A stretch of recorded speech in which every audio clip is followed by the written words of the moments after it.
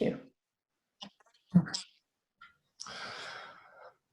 Greetings, ladies and gentlemen. Today we have a very special guest speaker at Rotary Club of Nairobi. As you're all aware, we have had some fantastic speakers during this Rotary year 2020-2021 as we mark the 90th anniversary of the most prestigious Rotary Club in Eastern Central Africa, the flagship club, Rotary Club of Nairobi.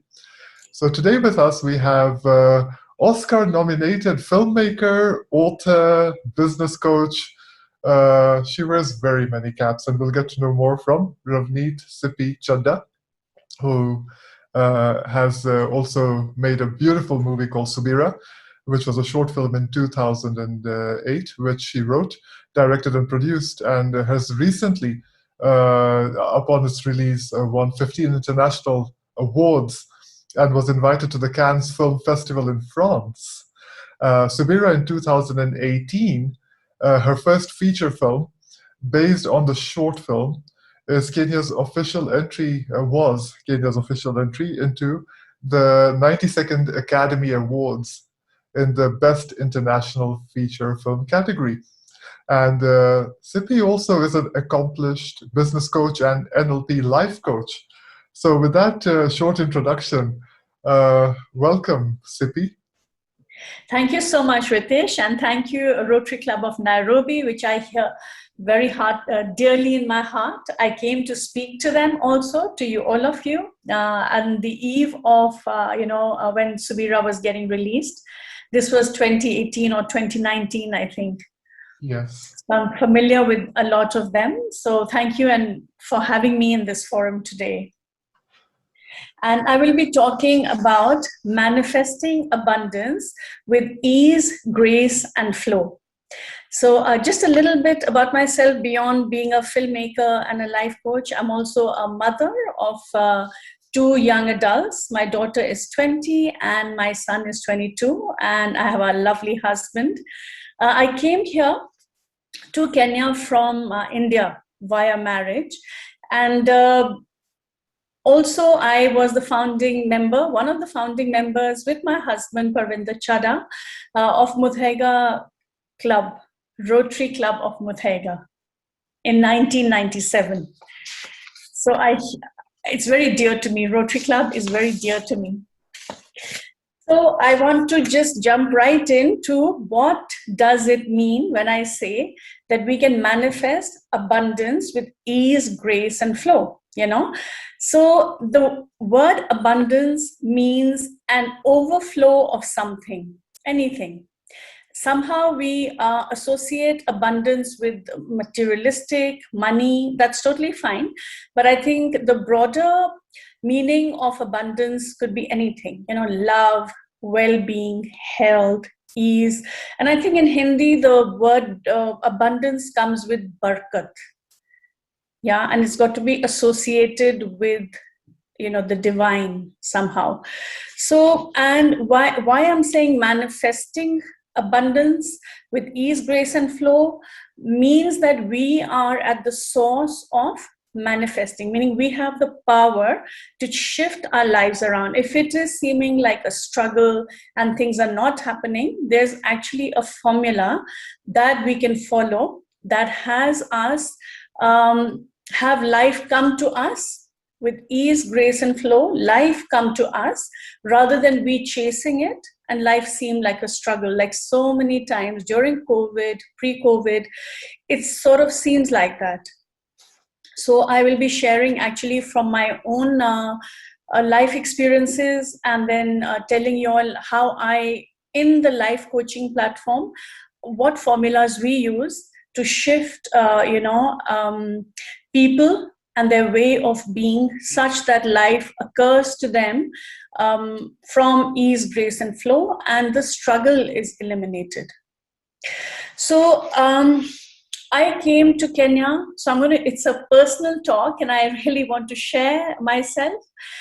I came to Kenya, like I said, 22 years ago, 1997, and once my son was born, and then my daughter, things started to shake for me, emotionally. I was not in a good space. And I was wondering now what's going on. and I really had to take help, emotional help, and I went into a coaching forum. And what came up for me was really interesting, that when I was in India, I was sent to a boarding school at the age of 5.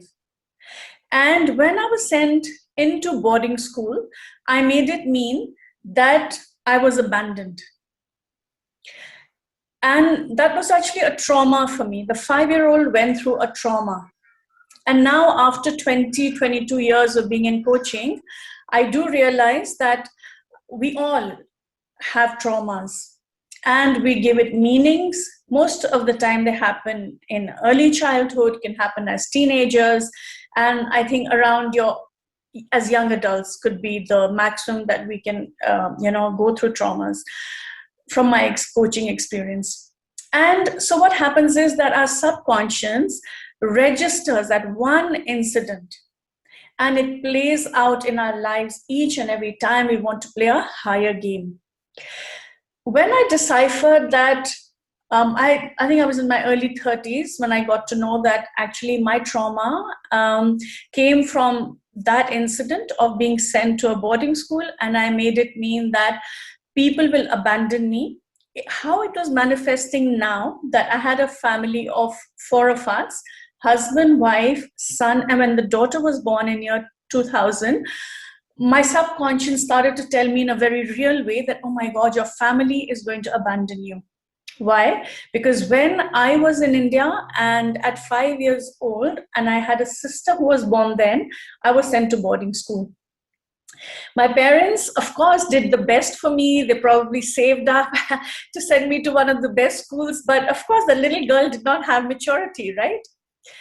So what happens is that trauma work and dismantling traumas is so important. And that's why today I really requested Ritesh that please don't interview me for film. That's enough has been written and said. I really would like to bring this to the fore. I wanted to talk because it's a very intense topic. Each one of us are sitting on something that we'd like to resolve, and it is very resolvable. So from my experience, actually trauma does not go away. It's there, but we can manage it. How? For example, I'd like to give this simile of a horse, and the horse wants to finish at the finishing line. The horse does not know that there's one obstacle. And if the horse does not know that there's one obstacle, each time it charges towards the finishing line, it gets hit very earlier on, and it can't seem to go further. Now, in coaching sessions, what happens is we dismantle this blind spot, this obstacle. In the human condition, this obstacle is most likely the trauma that happened. Yeah. So that's what happens in a coaching session through something called timeline therapy. We take in a very gentle, non-judgmental and non-critical way, and we dismantle this blind spot. For each one, it's different. Once the human being knows that, oh, okay, that's what I'm sitting on. For example, I was sitting on abandonment. Then when my goals, what I wanted to do, for example, for me, I wanted to make films.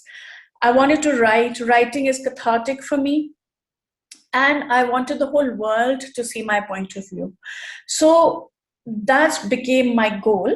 However, if I'm feeling abandoned each time I'm collaborating with anybody, and film, as you know, needs about 32 people. You can't do it alone. There's crew, there's cast. The director, writer is just one person, but you have to deal with 32 others. And just at the very early stage, writing I had no problem with because I was sitting quietly and I would write. But when we would go to find a producer, my past would come and stand in my present. Yeah, that's the obstacle, right? And then again, I would take the help, the coaching tools, the self-development tools, and understood that, okay, so now the abandonment is all over my life. Yeah. And I had to actually take coaching to understand that this is the way forward. It's just a fear from the past. It doesn't exist. So I took the coaching, the pathway became clear, and I was able to collaborate with the best people, because I had set the goal that I want a film that will travel internationally. So the goal was very clear. I just wanted to give you my example before we go into how to manifest, so it becomes very clear what the process is. Yeah. So what happens is, I'm going to talk now about the universal laws that help us get to manifesting abundance with ease, grace, and flow. So the first thing is to declare what is my goal. One goal we'll play with. Yeah. So for Sippy, for example, it was, I want to make a film that will travel internationally. It was coming from a space of, the boarding school, the trauma, but it doesn't have to come from there, of course. There was no self-expression allowed in a British boarding school. So now I wanted the whole world to see my point of view. So it was very strong, Then what happened, once I declare, so the first universal principle is to declare your goal. Be very clear about it. You can write it down, make a vision board, whatever. Second principle will be to take action steps towards your goals, right? So for example, if Sippy wanted an international release, the industry in Kenya for filmmaking back then was pretty young. So that would mean I would need local players. However, I will also need international players. So just make a list, and not to compromise, play big, because it'll all manifest. So I made my list of what I wanted, and though I had no idea how that would happen. So second is to make a list, but also actionable points that are aligned with my goals. Yeah. But here is where sometimes we get stopped. Why? Life seems to be a struggle, and our goals seem to be evading us. Not everybody, but sometimes, even though we are bright, brilliant, smart, ambitious, we're also human. So things will happen where life seems like a jumble. We make, mistakes and the same debilitating patterns time and time again. So how do you cut through the vicious cycle such that grace, ease, and flow come to us instead of we struggling with life? Here is where, in the second step of the universal law, where actionable steps are needed, we will understand what is stopping us from achieving our goals. The ones who are achieving, it's great, they're surpassing them. However, if we're getting stopped, it's normally things like fear, self-doubt, unworthiness, in my case, abandonment. And I think in my sessions, abandonment comes up a lot, Once we get to dismantling that, and we see that this is the pattern that is manifesting in our lives, chances are that patterns are everywhere, I mean, for me, the abandonment pattern was like, if my house help came late to work, it was like, oh my God, I'm getting abandoned. It was that bad. But once you have access to your blind spots and you understand there's simply blind spots, and you get to the source of where they are, you get to the source of where the trauma is, you have access to your life. Then what happens is that your way of being shifts. You no longer are in self-doubt. You know where the trauma is coming from. You have actionable steps to move forward. And then in that space, you're creating from your future. So it is being meaning when you have declared your game, and declare it to at least 3 to 4 people, friends, relatives who don't judge you, who believe in you, declare those goals to them, write it on a vision board. That is the B. Doing is taking action steps. And if you feel there's something in the way, take help to dismantle the blind spots. So be, do, and have is that the universe meets you halfway to give you what you want. You don't have to struggle. This I've seen time and time again. Once your being and the doing is sorted, the have comes automatically, because the universe conspires to give you what it is that you're looking for. And you've done the work around your fears, you've done the work around your self-doubt, your worthiness. So this is what I wanted to share with you, a simple tool like that, that in order for us to manifest abundance, we simply have to take our life on. The moment we take our life on, the universe meets us halfway. Yeah. So, for example, I wanted to share that I saw that time and time again in Subira. It's really sort of a magical journey. I started where I didn't even know, how this film can get made in Kenya. Today, it's a different industry. And my husband would laugh and say, we're not in LA and we're not in Mumbai. So what are you saying? In Kenya, you want to be a filmmaker? But it was the call of the soul. I needed to sort of heal myself. So I started writing.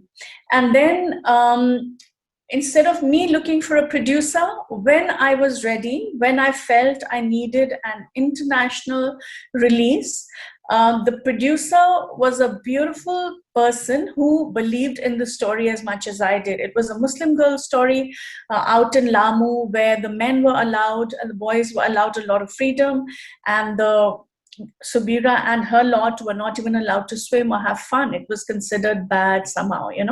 So she completely got into that story. And together we made such a beautiful team.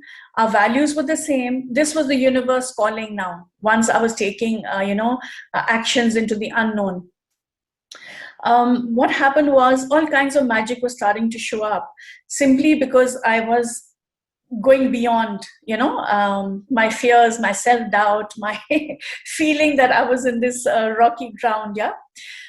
So the money came, and the camera we shot, because I wanted an international release. The camera we shot also was funded by the Danes. They had some money lying around. We were in pre-production. That means 15 days were left before we were shooting. And I was short of money for this international camera that we were getting on a reduced price. But the Danish embassy here had a fund that said that if 90% of the cast and crew is Kenyan, we can release this. And it was the last bit of money that was coming in, and that fund was shutting down.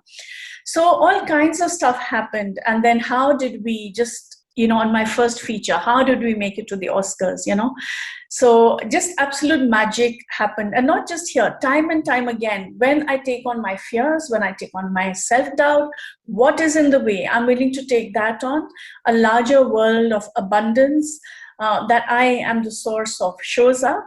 And it's not a struggle anymore. It's in the flow. Life then becomes in the flow. So I really wanted to, step into this territory and share my own journey, such that, other people, if they are in that spot, can also, be inspired. I told Ritesh that I'm going to offer a 20-minute session to everybody who wants to sign up in the area of health or career, business, profession, what else, relationship, anything that one wants a breakthrough in.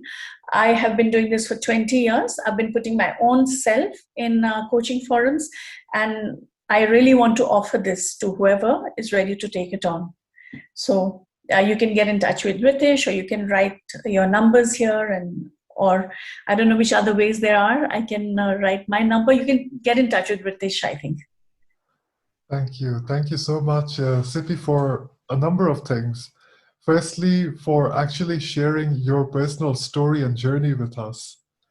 And also for sharing with us the fact that you have overcome it, but you have overcome it with such gusto.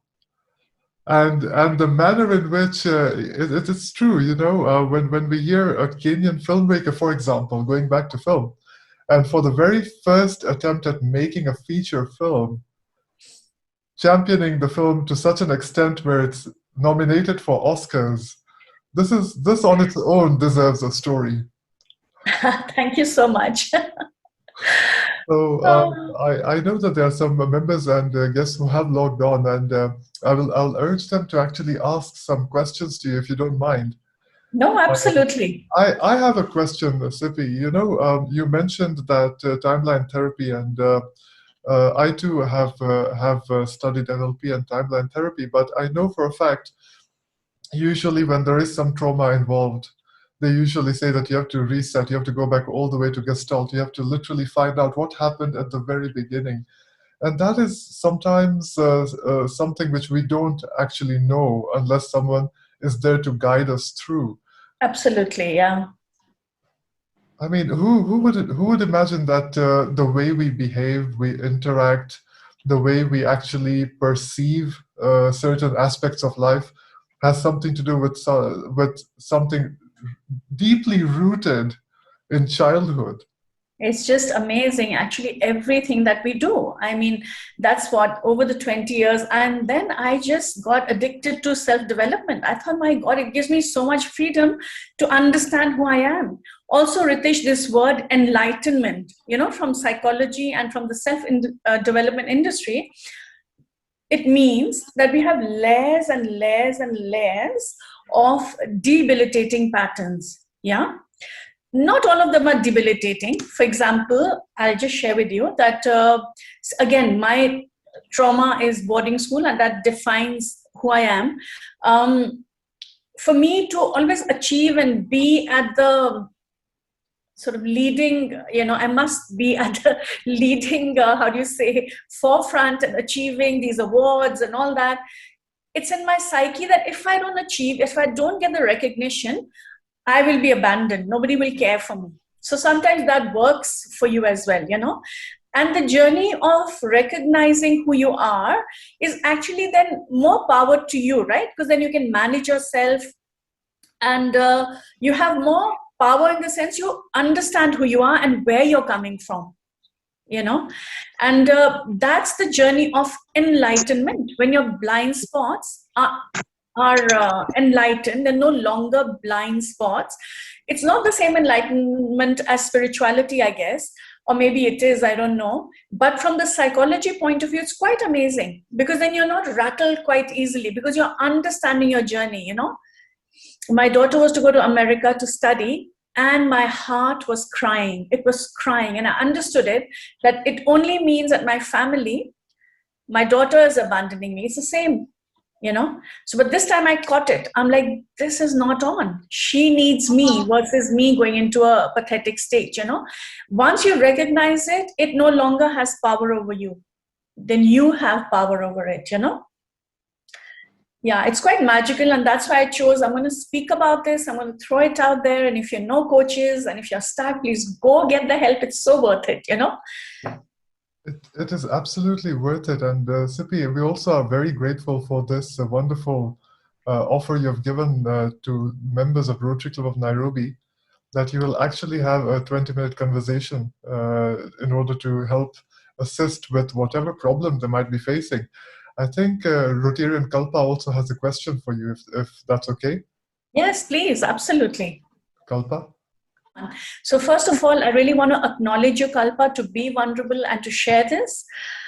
So what we do in coaching sessions, actually, it's very magical. That's why I'm offering it for free, because I just need you all to experience it, to see how much relief you'll get. So first of all, what we'll do is we'll go into your story, and then it'll be a safe, non-judgmental, absolutely gentle environment where you get to say more and more, Eventually, I'm going to have to dip into your body and emotionally detox you. Yeah. Okay. And we'll focus on, you already know, because those body parts are not behaving properly. They're so fed up, they're so tired, of sadness or grief and not being heard. So we'll tap into that, and we will start releasing. You will tell me what is stopped. We just had a workshop. Yesterday was a full moon, so we do a lot of workshop at home as well, in the garden, where we actually do this psychosomatic work, And not only that, a lot of stuff, like you're saying, you don't remember from the childhood. In these forums, everything comes up because it's safe. And I will ask you questions, mirrored questions. You will be surprised how, of course, from 0 to 5, sometimes nothing comes up. Most of the stuff from 6 years old, people in your daily lives, it will not come up, but in a session where and it's a safe space, a lot will come up. So please do book that session. Let's move this forward. You see, for me, why? Yeah, go ahead. No, thank you. I will surely take that session up. Yeah. So you know Because why? it's been very difficult for me to come out of it. And then probably it's something to do with body shaming also, which I've had from the very young age. Yeah. And I've tried everything possible. And then I tried a metabolic diet, everything I did. 15 weeks I did, and I said, you know what? I'm fed up of this now. Absolutely. Yeah. So we will do a whole lot of exercises for that. I've had body so transformations I've had are with money. You know, we used to start at Riverside Drive 20 years ago, and there was no even, how do you say, rent to pay for that. It was 30,000 or something. And today we're living in the best address in town, which is Muthaiga. We didn't spend 100,000, whatever those millions are. We didn't spend that, but miracles happen when you're on this journey. As I said, universe helps, Then with my weight, I lost 20 kilos of weight. Same with you, abundance or compulsive eating, my problem. But now there was a lot of acceptance, a lot of shifts in internal wiring. Food doesn't call me anymore, And but the richness of me helping people, that is huge richness in my heart. I go away feeling very fulfilled. So we'll get to what your calling is as well, once we release and create space in your life. Here's this dynamic woman, yeah. And then the third was my mother. I had blamed her for sending me to boarding. And when I explored, it was actually my dad who was saying that let's send her away, she'll get a better education, all of that. So the forgiveness was very real for me because so many years I blamed my mom. So all that work, and today she is my best friend. Look at the grief coming out. You need to book your session ASAP with me. We need to release you. And with you, we need to release the this negativity around us.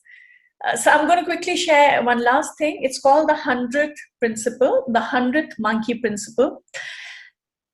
In an island in Fiji, some scientists, if you can Google it, you'll find it there as well. Scientists did an experiment on monkeys. So it was a remote island, and the fruit would fall, and one of the monkeys chose to wash it in the river, a female monkey, and eat the fruit. The other saw on that island, did the same thing and ate the fruit. Instead of just dusting it, went to the ocean, washed it and ate it. On another island where there was no way the monkeys could swim, survive, the same phenomena started. They would do the same thing. They would have the fruit, wash it and eat it. This is the power of collective consciousness. If me, you, each one of us take on whatever obstacle it is, powerfully, there's no shame in it. We're human. We've been through crap, which is beyond our control. Each and every one goes through transformation. The world will reach a tipping point. No longer floods, no longer earthquakes, no longer greed, lust, all of that, We're going to elevate ourselves and each one living our purpose. Can you imagine how beautiful the world will be then? That's what gives me meaning and purpose in my life. That's why I write the films that I write, It's always about women lifting themselves up, And in that, men too, because we can't dance alone, So without judging, that's the space I write from. Not to judge anybody. Simply, this is what's so, and let's look for solutions, So also my filming is part of my coaching journey, And I'm my own heroine because over the years I've been able to take on my shortcomings, and God knows I have a huge way to go, But I'm committed to that path, yeah. So I thought, I'm not going to talk, when the film is there, the second film is there, it'll do what it'll do, yeah, I'll talk about it. But I really want to come out there and share my story and welcome everybody in for free sessions, so you know how powerful the tools are today for coaching, That is absolutely amazing, Sippy. And would you be able to take a question or two more? No, absolutely. As many as you want. Absolutely. Right. So I know that Rotarian Rajmi might have either a question or a comment. And I just want to point out that we have with us also Rotarian Irene, who I'll call on in a short while, who has just shared on our Rotary chat group a photograph with you when you won the Kalasha Award. So, Rashmi, please proceed. How much time did it take you to sort of zero in on abandonment? And is it oversimplifying that, just because you were sent to boarding, everything sort of, you connect everything to that? So, with me, times were different and the technology was different. So I've been in self-development and taking my life on with a coach for 20 years. I remember my daughter was born the year 2000, so in fact, 21 years. But because I became a master at it, actually, not just with different. They used to come from America, from Switzerland, and you got to hear from it. And then I just got myself effortlessly certified.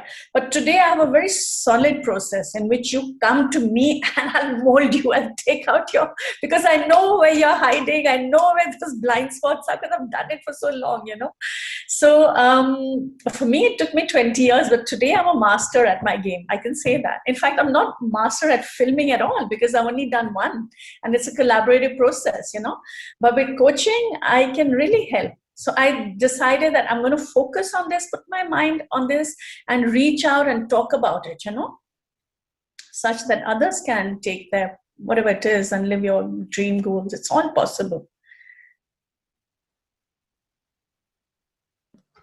Thank you. Thank you so much, Sippy.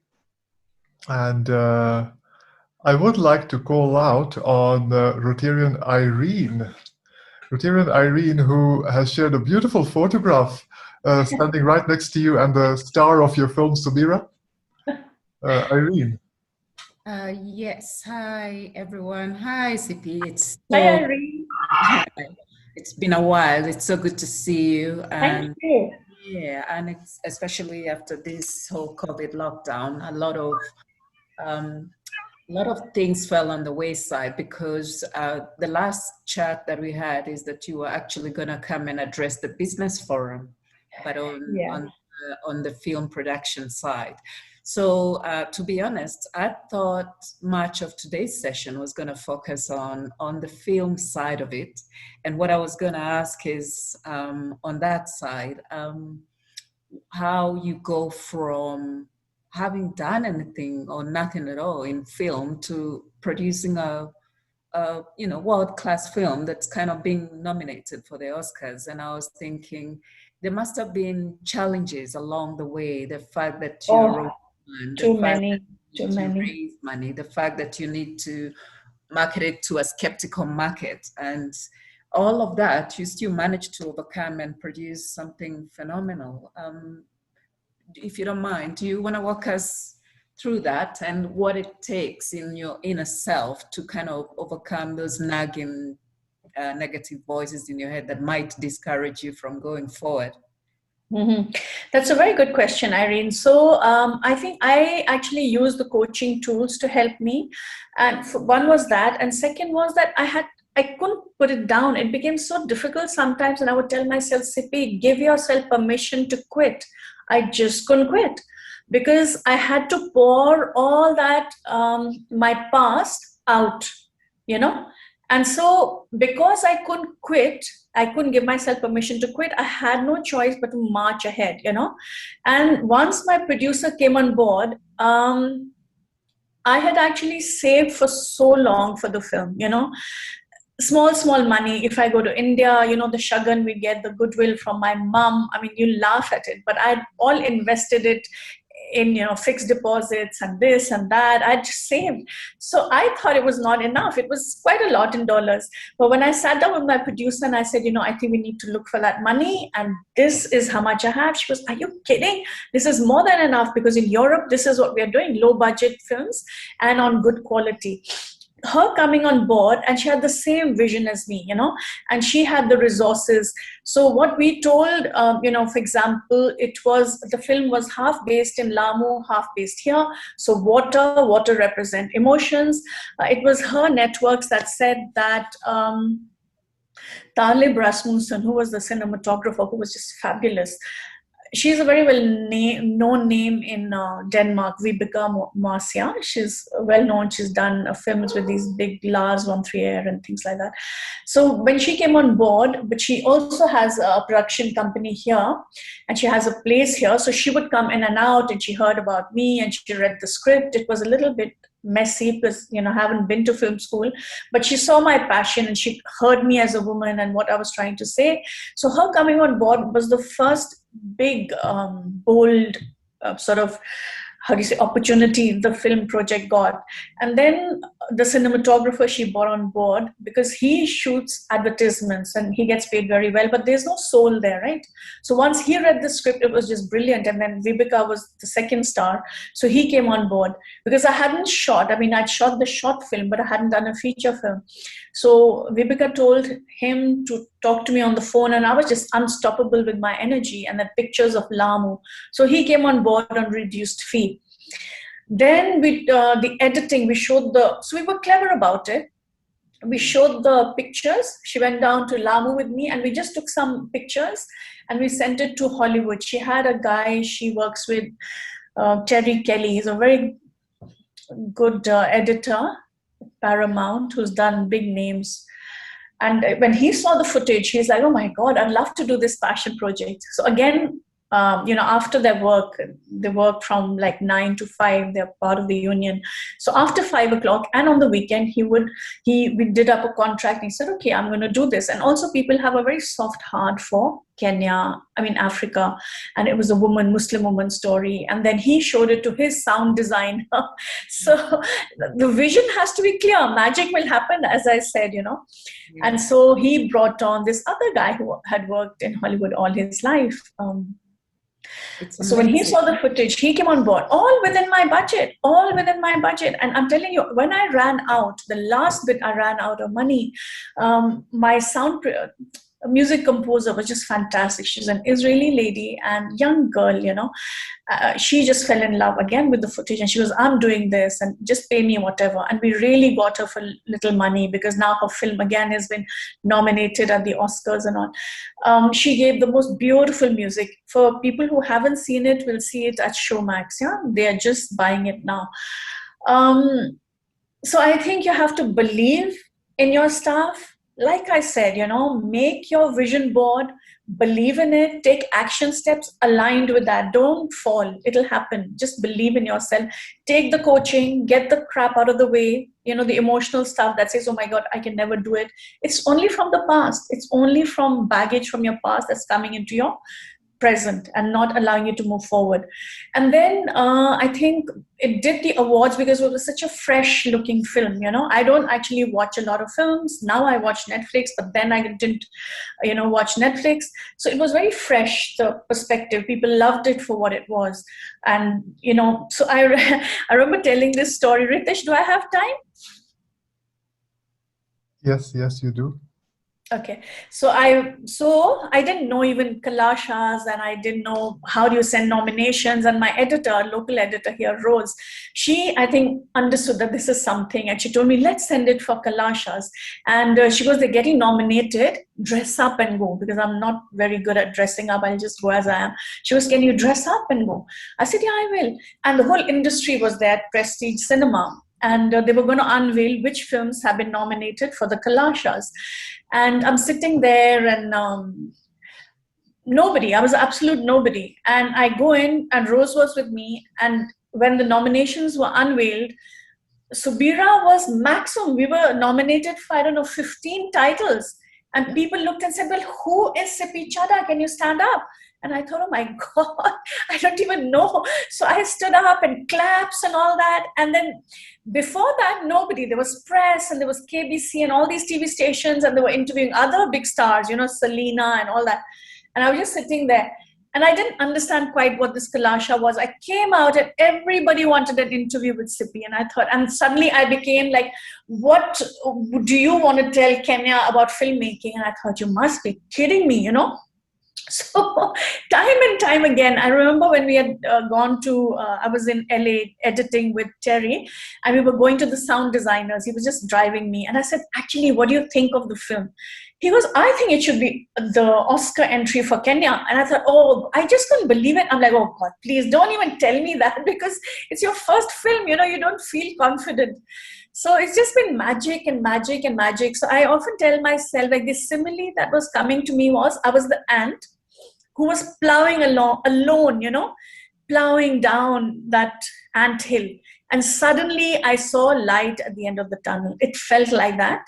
And when the film released and did the magic that it did, it was like I had become a butterfly, and I just, it was such a transformative moment for me, Yeah.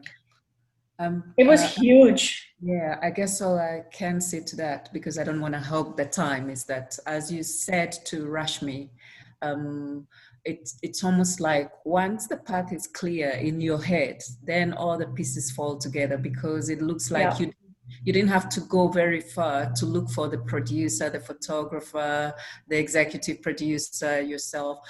All the pieces came together once you had made up your mind that this was going to happen. The universe conspires to make it happen. So that's a good. Yeah. And another thing I want to say is that expect struggle. Expect a bit of struggle. It's okay to struggle. Like I tell my children, they have their dreams. And I said, don't fear struggle. It's okay to struggle. Because, like the caterpillar, it doesn't just turn into a butterfly like that. It's not possible. To sit in on our fires, to sit in on our grief that you're going through also for the death, it's going to turn into something amazing. It's very important to sit through our grief, to sit through our fires. Iron also turns into gold. The alchemy process is to sit in on our fires. So allot time for struggle. Don't fear it. That's what even when I'm doing my coaching, when I'm speaking today, I was a bit resistant. I'm like, oh, Sippy, why do you put yourself out there? But this is the way I want to transform my dreams. I want to transform people in Kenya and East Africa. I want to then go international. This is the way, right? And yet it was so easy, and Ritesh made it so easy for me, and there weren't too many people. So that's the process, is through the resistance. Just don't resist, move, and it's okay to struggle. What's wrong with struggle,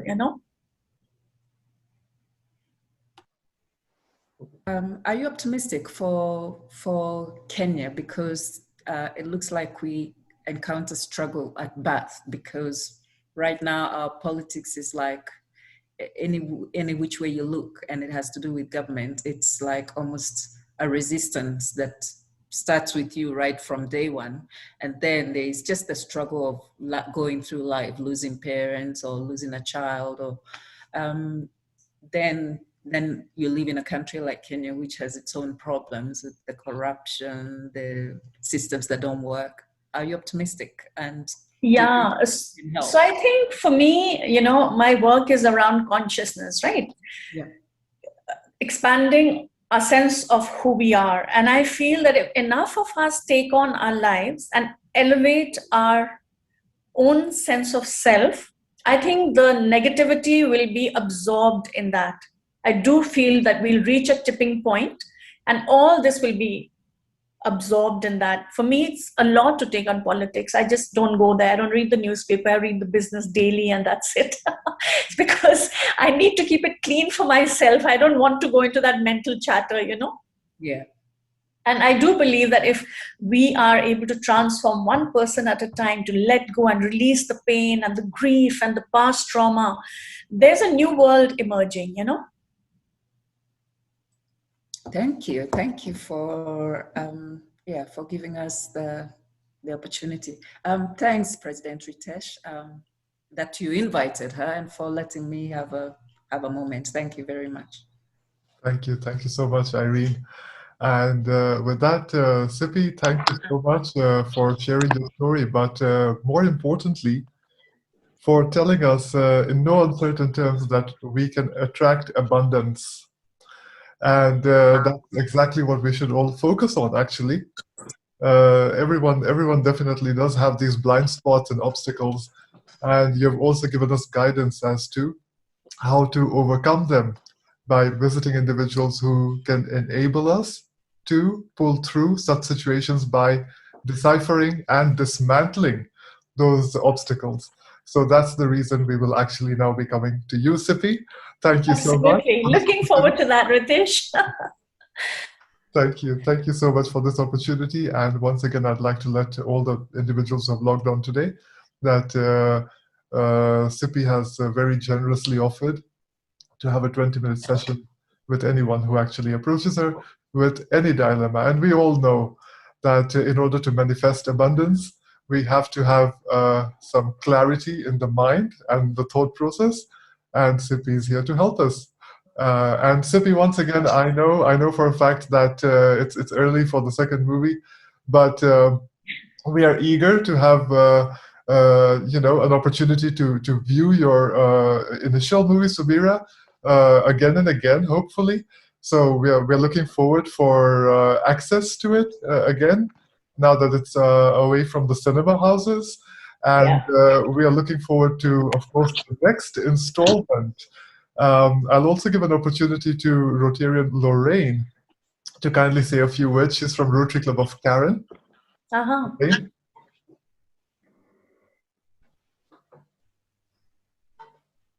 Oh, thank you, President Ritesh.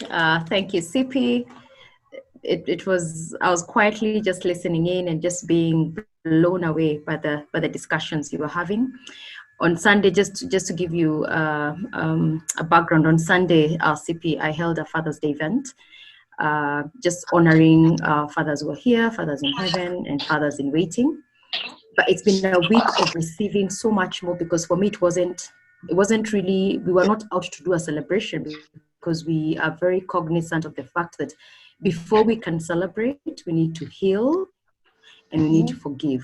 So it is on one hand where we see, people who are great friends with their fathers, like my friend Kalpa, but then there are also other people who are in the space of so much pain from what their dads have caused them, and it is, and one of the challenges I'll give even in the work you're doing now is it's transgenerational, if that's a word, or if that's a correct word. Absolutely. Because we are passing it from what my dad did. I pass it to my children are passing it to their children. So it's such a vicious cycle. And it's been such an amazing week, just getting feedback from people, and people saying we need part 2, we need part 3, of just healing, because before we can celebrate, we've got to heal.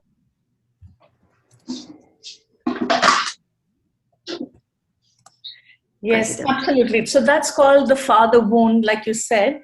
Yeah. And it keeps perpetuating itself till we absolutely put a stop to it and create awareness. Because fathers don't know what they're causing. Mothers don't know what they're causing. They were caused by their parents, which was even more blind than, the next generation. So I would very much like to collaborate with whoever wants to collaborate for workshops. And, we should do it. I'm actually taking coaching on TV. It's just happening maybe on YouTube, because there's no time now to sit on one-on-ones. We just need, to do this in a bigger scale. Yes. It's interesting you say that. Yeah. Yeah. Because after Sunday, we got one of the leading broadcasting houses saying they want to partner to do this in a bigger scale. Because incidentally, one of their directors attended the event on Sunday, and they felt we didn't even touch the surface of the people we need to reach. Absolutely. So if you can share your number through Ritesh, I would love to discuss some more with you and see what part 2 and part 3 looks like. Yeah, exactly. I would love to. Ritesh has my number, and if we can get in touch, and just chance is now to let's heal ourselves. And the tools are not very difficult. They're not very difficult. No. Yeah. Need to move on, and cause magic for our country. Brilliant. Yeah. Break the cycle, as I call it. Yeah, absolutely. And then create new patterns, consciously create new patterns, because there's space available to do that, Brilliant. Thank you. I was meant to say a few words. I am talking and talking. Sorry. Yeah, please do. Ritesh. Well, just to say a very special thank you to Sippy, who has a long history with Rotary and is a renowned filmmaker and is a wonderful coach. And what you have shared with us, Sippy, today has actually enabled us to also understand the power of manifestation. And you're a living example. Thank you. And to be honest, now this is my wish for you, that someone should actually write a book on you, because that's now going to be the movie I want to watch. So with that, thank you, Sippy, for your time. And I will definitely share your contact with the various individuals who will reach out to you, and will also let you know that they actually attended this meeting or heard from this meeting, and therefore they're reaching out to you. Thank you for your time, and thank you for giving us such positivity. Thank you so much. Thank you so much for everyone, and thank you, Ritesh. Really appreciate this. Thank you. Thank you.